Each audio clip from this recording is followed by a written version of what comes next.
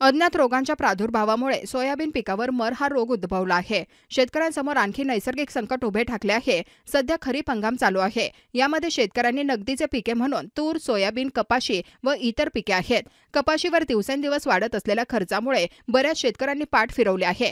त्यामुळे सोयाबीन या पिकाचा पेरा वाढला आहे। पण त्यातच सोयाबीन या पिकावर अज्ञात रोग आल्यामुळे शेतकऱ्यांवर नवे संकट उभे झाले आहे। हा नेमका कोणता रोग आहे याबाबत शेतकऱ्यांना ज्ञात नसल्यामुळे नेमकी उपाययोजना काय करावी हे कळत नाही। येलो मोजा की खोळकिळी का चारकोल रॉल की बोगस बियाणांमुळे की दिवसेंदिवस अतिरिक्त रासायनिक खतांच्या वापरामुळे शेत जमिनी खराब होत आहे की यामुळे ही बाब शेतकऱ्यांच्या समजुतीच्या पलीकडे आहे। याबाबत कृषी विभागाकडून कुठल्याही प्रकारची माहिती नाही।